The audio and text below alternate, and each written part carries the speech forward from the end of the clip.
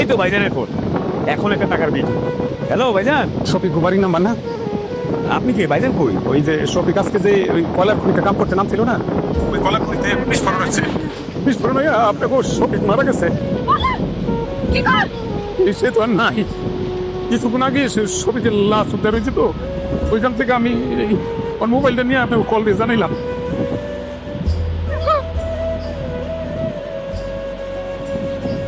আমার বাপটার আমার কাছে আইনা দেন, আমি শেষবারের মতন আমার বাবার একটু চোখ জুড়াইয়া দেখি।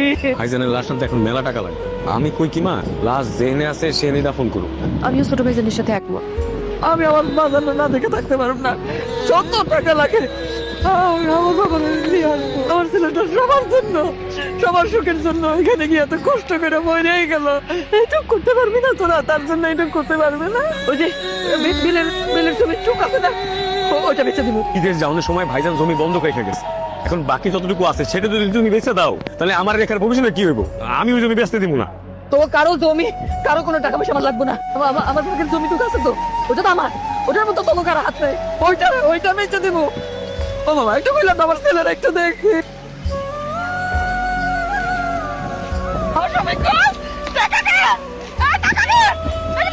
মা, আমার কিছুই হয় নাই। আমি আসলে দেখতে চাইছিলাম যাদের জন্য দূর প্রবাসে বৈশা দিন রাত খাইটা টাকা উপার্জন করি, দেশে টাকা পাঠাই, আমার মৃত্যুর পর তারা আমার জন্য আসলে কি করে।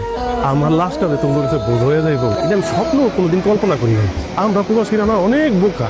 এই যে তোমরা যখন দেশের মধ্যে প্রতিযোগিতা করো ভালো থাকার, ভালো খাওয়ার, ভালো পড়ার, শরীরের যত্ন নেওয়া, এখন আমরা প্রবাসীরাও ওই বিদেশ বইয়া প্রতিযোগিতা করি। এই মাসে কেমন আর একটু বেশি টাকা বাড়ি ফলান যাইব, ভাইয়ের আবদার মিটান যাইব, বোনদার একটা ভালো করে বিয়া দেওয়া যাইব, প্রিয়তমা স্ত্রীর স্বাদ আল্লাহ পূরণ করা যাইব। মোট কথা পুরো পরিবারটাকে কেমনে সুখে রাখা যাইব, প্রত্যেকটা প্রবাসী বিদেশ বসে প্রতিযোগিতা করবে। কিন্তু এই বোকা লোকগুলি বোঝে না, দেশে রাইখা দেওয়া তার নিকট আত্মীয়দের মধ্যে অনেকেই তারপরে ভালোবাসে শুধুমাত্র অর্থ আর স্বার্থের কারণে। অথচ এই মানুষটারে দেখো, কিন্তু যখন তোমরা সবাই অস্বীকার করছো আমার লাশ আনবা না, তখন সিংহের মতো চিৎকার করে উঠবে আমি আমার পোলার আনবই, প্রয়োজন আমার দুইটা বাড়ি সব বেঁচে হইলো আনবো।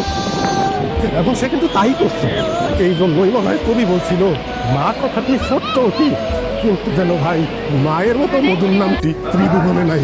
মা যখন আমার পেটে ধরছে, সেই থেকে আমার মৃত্যুর খবর পাওয়া পর্যন্ত তার কিন্তু আমার প্রতি আদর, ভালোবাসা, মমতা বিন্দু পরিমাণ কমে নাই। কারণ কি জানো? কারণ এই ভালোবাসা, এই মমতার মধ্যে স্বার্থ আর অর্থের যে কোনো ব্যাপার ছিল না। আল্লাহর কাছে লাখ লাখ শুকরিয়া, আমার বাবা ফিরে আইছে।